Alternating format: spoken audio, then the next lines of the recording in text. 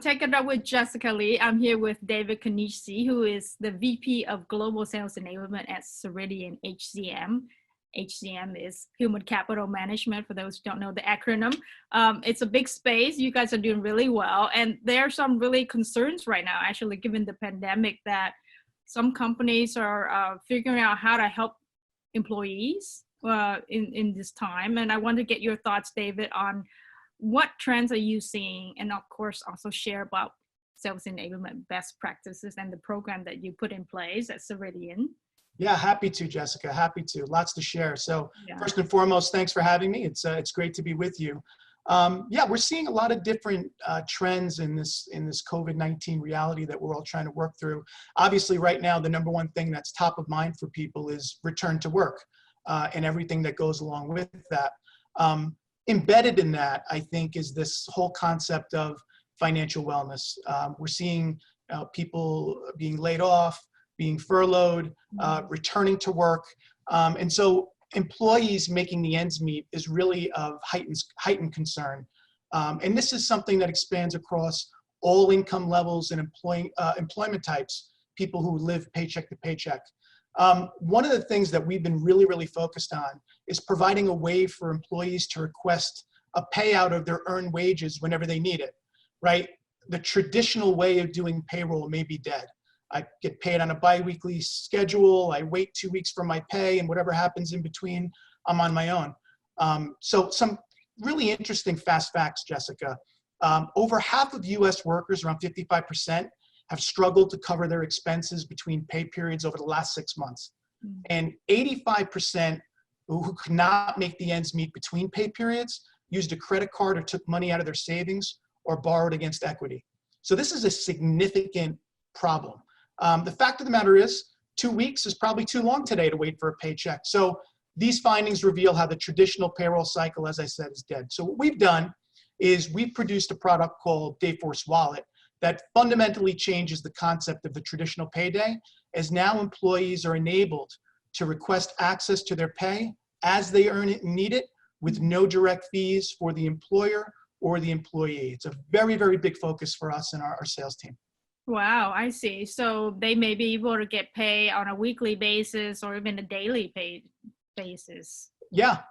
And, even for employees that are not facing, significant adversity, just the convenience in regular times for people to be able to access pay when they need it is an incredible convenience. So for adverse times, certainly it has tremendous value, but as a convenience, it does too. But we think it's a game changer, and the kind of work we do around pay is a very big focus for us, and we think it'll help people through this time. So have you seen an increase in companies shifting to allow this frequency of paying their employees? Yeah, we think, yes, we have, and it is one of the first things that our sellers will bring to companies as we go out there and engage with them. We're asking the questions, what kind of adversity are your employees facing right now? What are some of their difficulties? And the feedback that we're getting is that is an absolute reality that they're facing. So, being able to bring this to bear for companies as a value add to their own employees is significant. So we're hearing good things about the market's reception to this concept. That's great. I like that. So thanks for letting us know about that. Sure. Let's talk about sales enablement. I know you have over 500 sales reps out there that you're trying to support, and your team may be small, but it's making a big impact to the bottom line for Ceridian. Tell us about your philosophy, your approach to sales enablement and making a difference. Sure. So as you might have known, Jessica, a lot of my own background is in sales. I came up in sales as an individual contributor and as a sales leader. And, picture for almost the entirety of your career, you were able to rely on face-to-face interaction to do your business. And then a new reality comes and now you can't, right? So one of the biggest areas where we've had to help our sellers pivot was moving them to a virtual platform, giving them and equipping them the tools, the resources, and the experience needed to excel in that type of environment. How do you convey a value message? How do you connect with a customer in this new virtual environment? So almost immediately, my team and I really jumped in and took this on to make sure that our sellers were in the best possible position to be able to connect with our customers. And connecting with the customers didn't always mean necessarily the end game is selling a product. In a lot of cases, these connections were our consultations to help these companies with business continuity. It's about relationship building. And I think one of the things that our enablement team was able to do was to take a world-class group of sellers who were already world-class and just give them a little bit more insight into how to exist in a virtual platform. I think a lot of people are using mobile phone nowadays to consume content, learn, and get insights, and I'm wondering, have you invested a lot in the mobility of learning? Yes, we have, and it's a big focus item for us, Jessica. When you think about it, mobile has an application in two very different important ways. Education is one of them, and communication is the other. We all know that sellers, right, they have a very limited attention span because of the breadth of their responsibility and their day-to-day and going out and engaging with customers. So we have to meet them where they live. And the way to do that is to deliver learning in bite-sized digestible pieces. And mobile is absolutely a channel that can help with that. And it's something that we're committed to and we're bringing to them right now. If you think about it, I don't know about you, but I'm sure you'll agree with me that almost your entire life is on this phone, and I get push notifications for just about everything. And so the second piece is the communication. Sellers demand clarity of task, clear, small, digestible bits of information that they can take and run. And using mobile technology to convey key messages for trigger events and all kinds of different occurrences is a great win for them too. So we're trying to not only do a great job solidifying the traditional way of building a learning structure and a communication structure within our business, but we're trying to also incorporate mobile technology to get us to the next level. And so far, we're off to a great start. But on the phone, it's actually hard to read. I often will choose to listen, videos, audio. So I take it that you're investing a lot in that medium. Absolutely. So video and podcasting are two very big endeavors that you want to incorporate in your overall learning strategy. You want to diversify the user experience so that you're not killing people with death by webinar. And to your point, they're constantly having to read everything over their phone. We think it's important to have a very diverse offering for our sellers so that if they want to see best practices via video, they can do that. If they want to hear a podcast on thought leadership from a very well-respected resource, they can do that too. Or if they want to go into the traditional LMS and take content that way, it's fine. It's really learning, quote unquote, anyway. Mm-hmm. And we need to make sure as an enablement team, we provide an experience that crosses all of those different modalities. And we're off to a great start. The small team is the little engine that could, but in a very short period of time, we've been able to bring that forward for our business. Now, it's interesting that you're actually using your own technology to do the learning part. Talk to me about that. Yeah, so when we started exploring what we could use for a learning management system, we started to immediately look inward, right? So we have Dayforce Learn, which is a product offering that we put out there. We drink our own champagne. We use Dayforce Learn as our own proprietary learning system within our organization. So every single new hire across geographies and across segments, all of our tenured contingent, which will get advanced learning as they've been here for a number of years, and now also leadership training, we'll be able to deliver all of this using Dayforce Learn. And it's great. We already have, obviously, familiarity with the product and how it works. We have internal support as it is, and we think it's great. So I think it's really nice for our sellers to be able to take in their learning and then talk about their own experience as they go out into the marketplace to talk about how great Dayforce Learn is. So that's worked well for us, and we were able to get that up and running rather quickly. Have your customers actually used Dayforce as a sales enablement learning tool? Yes, for the same purposes that we just mentioned, for the same purposes they have. Dayforce has a number of great useful applications, and the Learn product is one that we're continuing to get more traction with.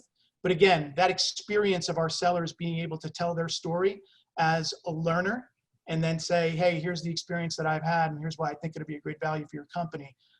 It's powerful. So it's very good to be able to share that. I know you're big on culture, and you think culture is a very important aspect in your leadership. So tell us what your philosophy is in building that culture that really can make a difference. Yeah, it's important, Jessica. Great organizations are built on talent. But if that talent isn't aligned, and if that talent doesn't have a common purpose and a common mission, sometimes it goes sideways. And in our organization, we're very fortunate. From the top down, we have leadership that is aligning people and getting everyone to buy into a common mission. Especially when you think about a COVID-19 period and the kind of chaos that can create in organizations, both large and small, having that steady hand with your leadership team to let everyone know that, hey, this is going to be okay. This is what we're doing. This is how we're going to keep it together. And these are the things that you're going to be focused on. It makes all the difference in the world. So culture in a business is extremely important. I can tell you that within my own team, you have to have a little bit of a servant's heart. We play Alfred to the sales organization's Batman, and we embrace that. But I think when everyone knows their role, when everyone is aligned, and everyone is clearly working together towards a common goal, culture can make all the difference in the world. And we're proof of that. In a very, very short period of time, our organization across all departments has made amazing strides and will continue to do so as we scale. But we are a strong culture company, and it is absolutely something that I believe in. You talk about the servant mentality. I know you have this help desk for the sales team, right? Yes. That's Yes. working well? Yeah, it's we're about to launch it. We're building it and finishing it off right now. But, the idea is not only, Jessica, to be able to, address the needs of our sellers in real time. So you have a help desk, and if they have an issue with an enablement topic, a sales operations topic, or a marketing topic, we'd like to be able to help them in real time and get them the answers and the information they need. But the underlying motivation for doing it is also to condition our sellers. Every time we answer a question, we provide them a link, we provide them direction on where to go in the future to get this answer. You're actually conditioning the field to use the tools and resources that you've built. So it creates a dual purpose and a dual win. At the end of the day, all that matters is that our world-class selling team gets what they need to be successful. The help desk is just another piece of that puzzle. But if it triggers something in the seller's mind the next time around to say, okay, now I know where to go to get this stuff, it was very successful. So we're excited about that. Tell us about the return on investment. I know you're tracking everything to make sure that you can measure the impact of your work. So Yes. Tell us, what kind of impact have you seen? Yeah, it's interesting. One of the hardest things to do when you're in enablement is to track the impact of learning on results, right? Everyone wants to kind of plant the flag and say, well, we're winning because of me, we're winning because of this, when in fact there can be a number of different factors involved. I think some of the things we look at initially, we use the Kirkpatrick scale to kind of measure the impact of our learning and enablement, to say, hey, down the road, we know that the impact of what we're going to do impacts behavior and results, right? That's level 3 and 4. Right now, we're really focused on consumption and learning, right? Are people appreciating what we're doing? Do they like what we're doing? Are we getting good feedback? Whether that's on a survey or it's direct feedback, that's important. And then, demonstrating learning. And that could be manifest in the form of, their managers telling us they're seeing an improvement in the field with the skill sets of their people, or we put in knowledge checks to some of the modules that we have in what we're creating, and we see the lift in their performance when it comes to their knowledge checks and the assessments that we do, or the certifications that we do.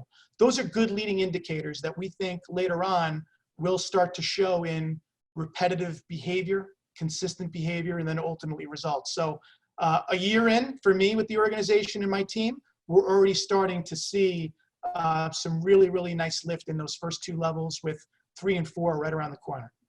So you're doing very well, and you are actually hiring at a time when a lot of companies are freezing the hiring. So tell us, what are you hiring? Where are you hiring? Yeah, so one of the things that's great about our organization is that, we're taking this time. Obviously, we're trying to be as fiscally responsible as any company right now with the current climate that we're doing business in. But what's impressive about Ceridian HCM is that they're making the investment now in our sales team, in our world-class sales organization, and in sales enablement. And as we continue to scale the business and we expand our global footprint, we're going to continue to need talented people. We're going to continue to need to build out our technology stack. And in a lot of these different global places that we're going to do business, we'll need to have boots on the ground. And so we are focused on that, making sure that we get the right talent in the right places so that not only during, but when we come out of this thing, we are very well prepared to address the needs of our customers, which is always at the center of everything we do. So very, very strong moves by our company to focus on that and make these kind of investments now. Excellent. So that's smart. I want to say thank you so much, David, for being on the show to talk about Ceridian HCM technology and about sales enablement tips and best practices. It was my pleasure, Jessica. So glad I could join you today. There you have it. Take it up with Jessica Lee, David Cannici from Ceridian.